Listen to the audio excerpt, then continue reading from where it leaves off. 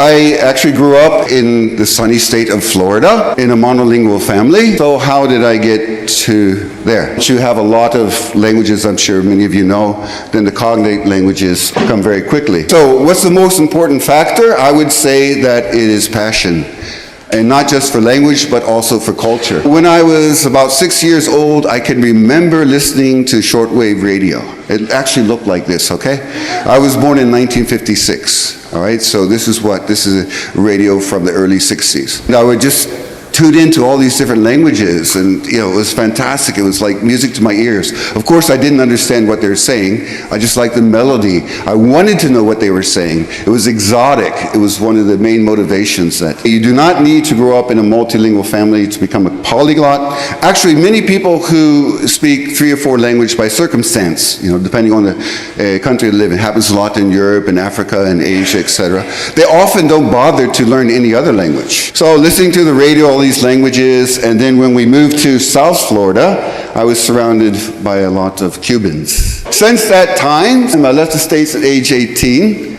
I started university at 16, and I took a CLEP test, so I almost graduated from university at age 18. And it was too fast, and I just wanted to get out of the U.S. It was the end of the Vietnam War in 1974, and I left. I went to universities in the United States, Colombia, Switzerland, Poland, Japan, Australia.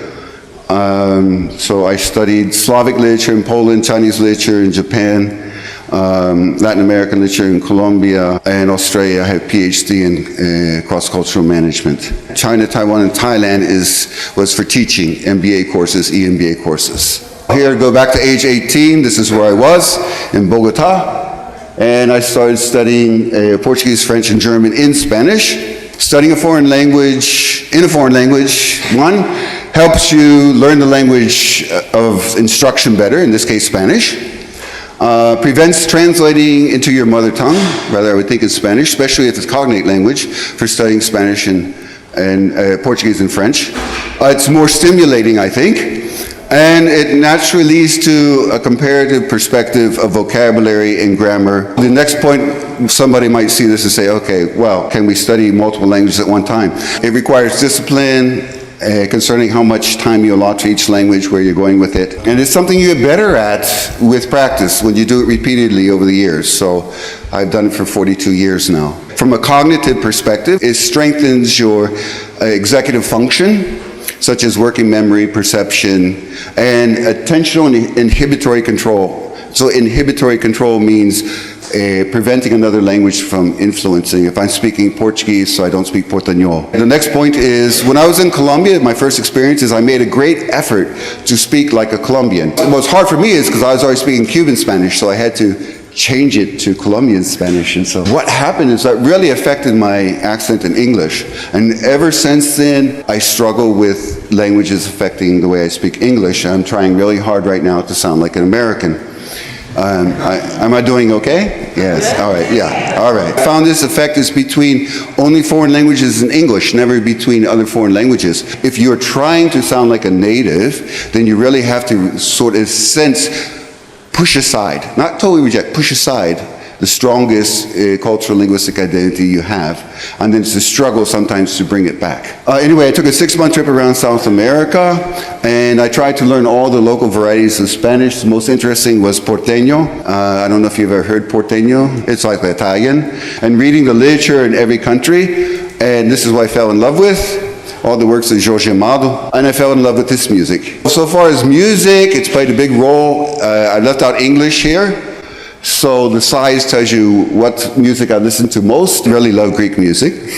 And I learned Greek before, not the conference that we had there last year, but for a cross-cultural psychology conference there in 2007. Getting back to my journey, the next was a program at Kent State University in Geneva, and where I studied international relations and French, and I took many trips around Europe and Scandinavia.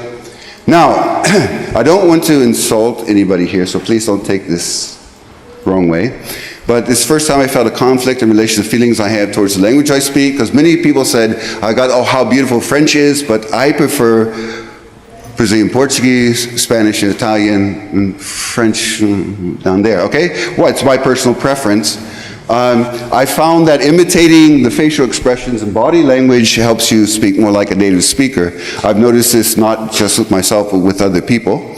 And it also gives the impression that you speak the language better, because communication is not just the words you're saying. Okay, but this is a problem. I don't feel comfortably, I know all you, excuse me, I don't mean to insulting the French people. I know you all don't look like this when you talk, but it's part of it, right? Okay? So I don't feel comfortable with it, even though I did my studies in French and, okay. Yeah, just fine. What about Slavic languages? Actually, my adventure began in Bolivia. When I was traveling around, I met a girl from Slovenia, Sonia, and I kept asking her how to say all these things in Slovene.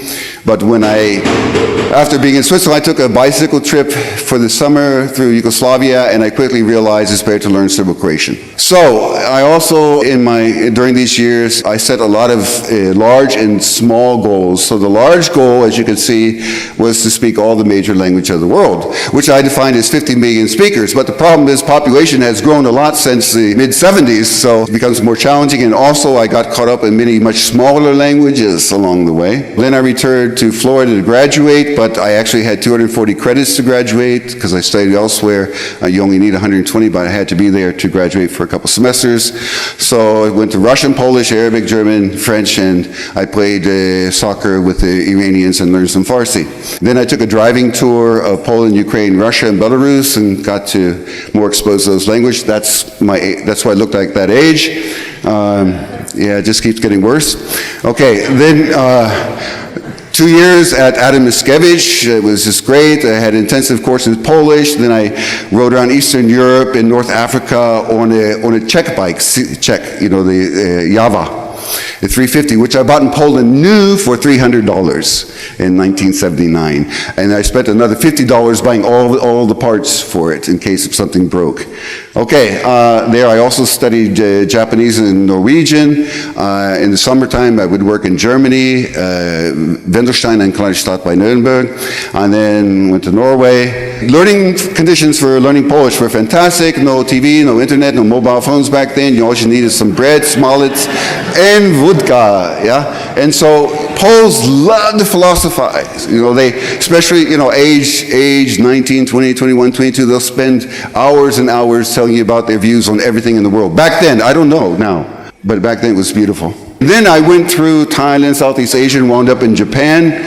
And then I studied Chinese literature in Japan. Why in Japan? Well, one, I could earn a lot more money there. Also, kill two birds with one stone, studying Japanese and Chinese at the same time. The thing is, I ran into 3 different ways of writing because I was studying mainly an author from the Cultural Revolution period, mainly written in simplified characters, but I first learned Chinese in traditional characters, and I had to use Japanese characters. I left there in 1986, and I took a trip around the world. I worked as market development manager at a U.S. firm in Tokyo. Then I was a corporate manager in GE for 3 years. It was interesting, but I needed more than 2 weeks vacation a year. It doesn't matter how much they pay me.